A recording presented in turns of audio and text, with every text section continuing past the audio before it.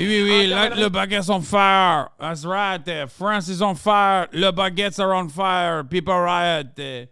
French situation is tense as fuck. Bro, when is the situation in France not tense as fuck? Yeah, which, by the way, Macron is actually pushing this bill through with the pension thing, is pushing through the pension thing without, like, any National Assembly whatsoever. So there's, like, trash piling up over the course of the past week. What does the bill do again? The bill's doing what, like, South Korea tried to do as well, which is to raise the retirement age. That's why it's happening. Can you explain why these riots are happening? Well, the riots are happening because they're French, and they always riot. And it's not a bad thing, by the way. I know that sounds almost like we're making fun of the French, but like honestly, as much as I make fun of the French, at least they get angry and do something about it when their government does anything. Is the bill adding or removing a pension? No, dude. The pension exists. They're just increasing the retirement age, adding 2 additional years to the retirement age. The retirement age in France currently. So let me just start from the top one more time, okay? For the Americans in the chat, there's a concept called pensions, okay, in other countries where when you retire, it's kind of like Social Security, but like at least a little bit more livable than what Social Security looks like.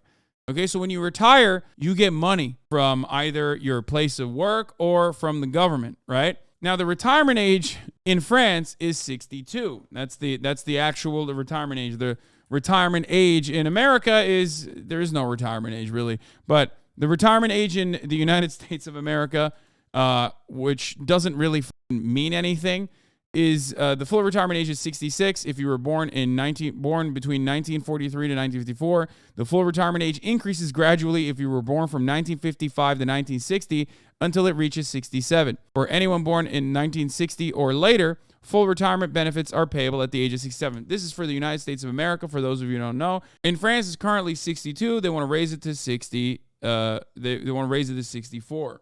That's why all these people are freaking the fuck out. What does raising it do? It means that people have to work 2 extra years before the government pays them, like before anybody pays them a pension.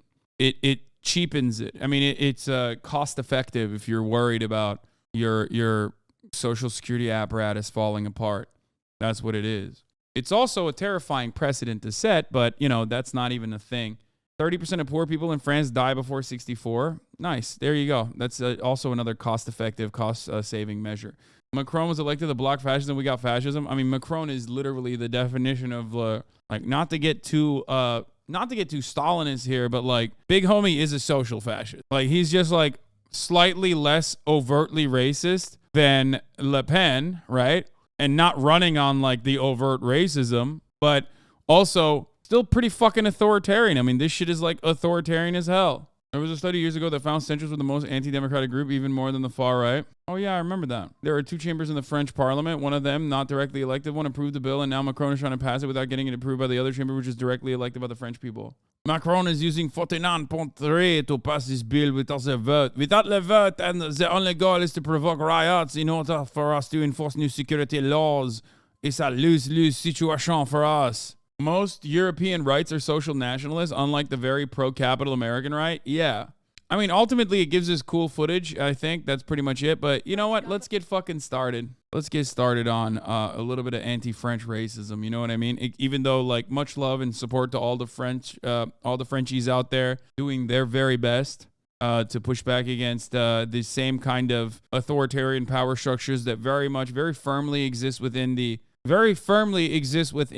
neoliberal, supposedly democratic association as well. Government will push through its landmark and unpopular pension reforms without a vote by MPs. Indeed, about 2/3 of French people are opposed to the plans. Oh, good thing.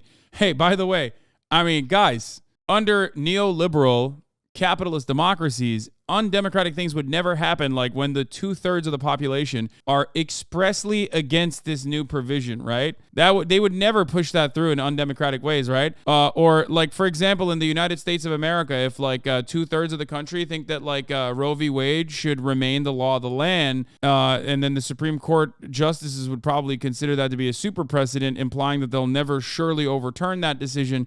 They would never do that, right? They would never, ever do that in a million years. Oh, wait, that's right. They do that all the fucking time. That's crazy. And there's like a semblance of what you would consider to be a general strike, basically, what's going on in France right now. It's pretty good. Good stuff. Doesn't matter. This is how democracies operate. You know? But this afternoon, the Prime Minister, Elizabeth Bourne, said the government doesn't have the numbers it needs to pass the vote in Parliament, so it will force through the legislation anyway. Take a listen. That's always good. Today, we are faced with uncertainty that hinges on a few votes. We cannot take the risk of 175 hours of parliamentary debate collapsing. On the basis of Article 49(3) of the Constitution, I engage the responsibility of my government on the pension reform bill. Well, already then, significant anger in Parliament following that statement by Elizabeth Bourne. Just have a listen to the spontaneous reaction by MPs a short while ago. Madame, s'il vous plaît. S'il vous plaît.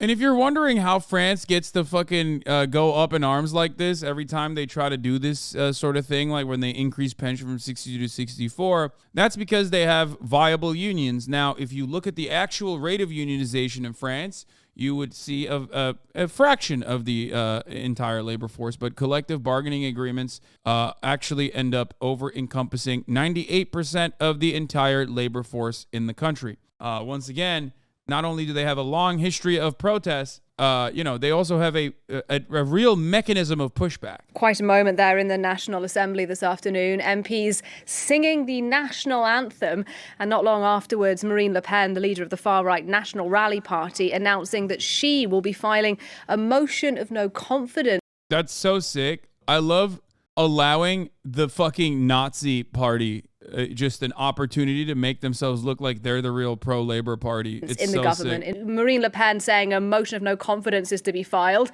How big of a deal is that? No, it's awesome. I love, dude, neoliberal centrists are so fucking good. They're so good. They definitely are the best way to prevent fascism from seeping in. You know what I mean? It's just like, it's so apparent that the very same bottleneck that the Democratic Party is in stopping the country from moving further left is the exact same thing that Macron is doing. Centrists in Europe are way more occupied with stopping any kind of revolutionary momentum, any kind of trade unionist momentum, any kind of leftist momentum. They are way more preoccupied with that as they sell themselves as the only way to stop fascism from, rearing its ugly head. But it never works out that way. What do you think about the argument that Macron is doing this to prevent France from going bankrupt and putting the burden on those who can take it better? Sounds like BS to me. It's just that, like, when you are a government, you have plenty of opportunities to raise your coffers, raise funds, right?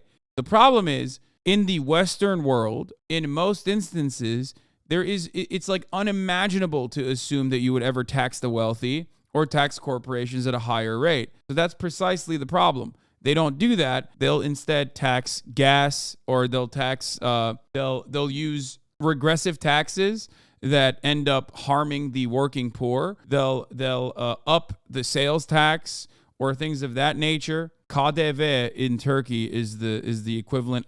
What would it be called? What is it called in English? Fuck, I can't believe I'm forgetting it now. It's what Andrew Yang pushed for as well. He wanted to do that.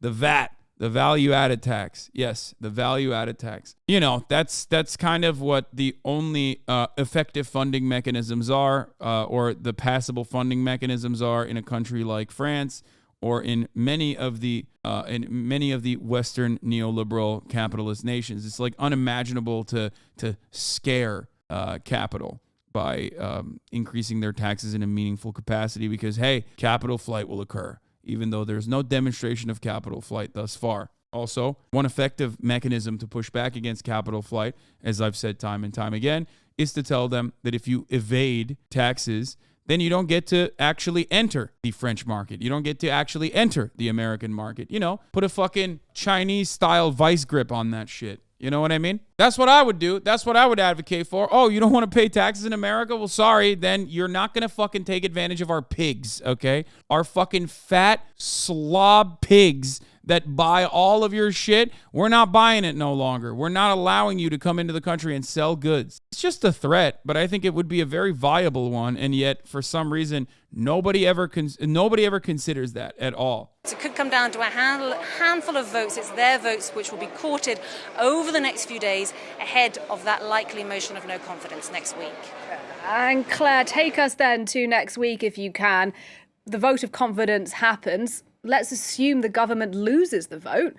What happens then? Well, the person who's really in the firing line is Elisabeth Borne, the Prime Minister. It's wild to me that, like, what is the French left non-existent? Like, what happened? What happened to the French left? Why are they not talking about Mélenchon at all?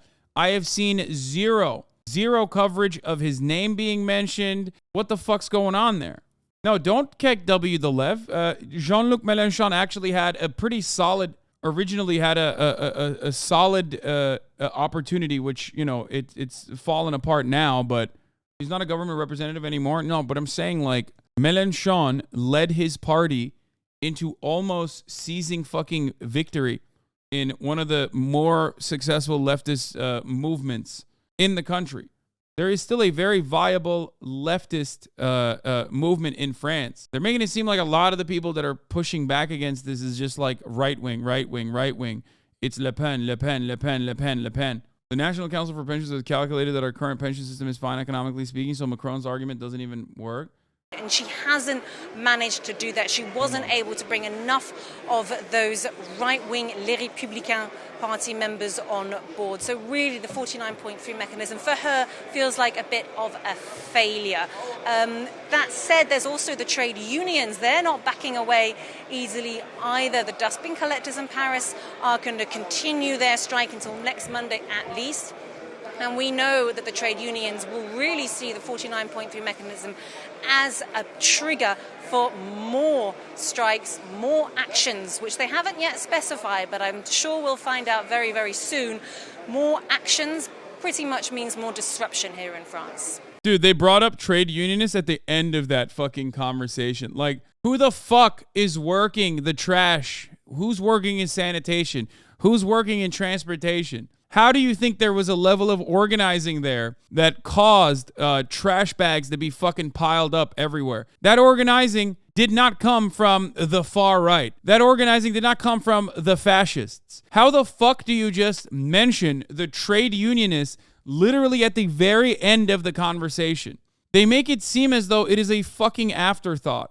It blows my mind. It has to be deliberate, right? Macron is married to his old high school teacher. Wow, it's fucked up. You just don't want love to thrive. I see how it is. Yeah, problematic age gap galore with fucking, with respect to Macron and his older lady friend / teacher at school that he ended up marrying. Trade unionists are a left-wing thing for America's Lamau. Most of the workers are unionized, not a political thing at all. It's pretty much assumed. Yes, but you are failing to recognize, I don't know if you don't see this or not, but when the media makes it seem as though the organizational effort that's coming from leftists or trade unionists, which is like an anti-capitalist concept to a certain degree, when they don't fucking mention that is by design. They're doing it at the behest of capital. They're doing it as a defensive measure. Because this is centrist media trying to frame this as a far right versus centrist in order to manufacture consent for the cutting of benefits. There's a major protest outside the parliament right now led by the left in France. They are going to be tabling a no confidence vote themselves, and it will probably be the one that is voted on. Yeah, but when you look at the fucking situation on the goddamn ground, or when you look at the situation that's being covered in the media, it's very different. Shit is getting tense currently on the de la Concorde. Place de la Concorde.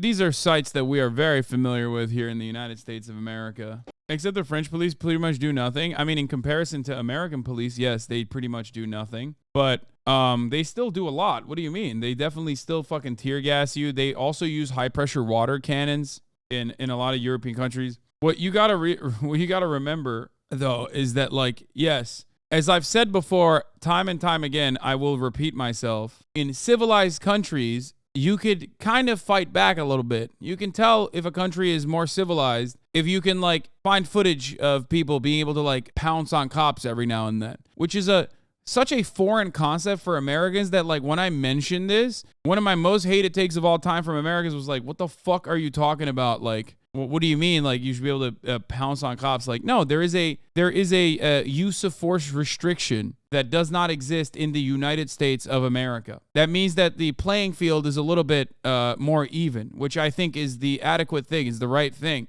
You should not be fearful of getting mag dumped or having less than lethal, or, you know, less lethal, let's be real, rounds fired directly at your head from close distance that can, like, gouge your fucking eye out. Yeah, you should be able to definitely engage in self-defense. You can never do that in America, and when you even mention that, people will take it in the worst way possible and go fucking crazy over it. You don't like there being 2 guns for every 1 person in the U.S. and cops using that as an excuse to be kitted up like they're in Donbass? What the fuck? Exactly. They still arrest you for assaulting a police officer, but the penalty is usually a fine here in the UK. Well, better than the fine in the United States of America where they fucking, you know, the penalty is getting shot in the head.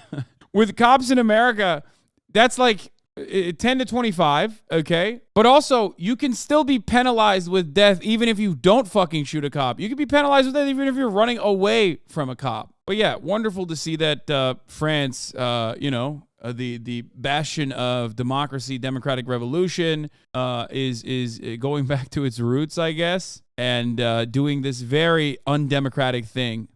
Super sick. Ludwig literally, like, we get it, bro, you're white, but, like, he does the 23andMe for everything. You know what I mean? You know how, like, a lot of white guys will do 23andMe and be like, oh, I have, like, 2% Nigerian in me, or they'll be like, oh, I'm actually Native American, right? Ludwig does that for every white race out there, like every white ethnicity out there. He's like, I'm French, I'm Swedish, I'm German. Like, I've heard this motherfucker claim everything, dude. Irish, English, sos mon bites. What the fuck? I don't even know what this is. Suck my dick. Is that what he's saying? Anyway, pick a fucking lane and stick to it, motherfucker. Don't be using my mother tongue. I'm kissing your mother's tongue. Fucking got him, dude.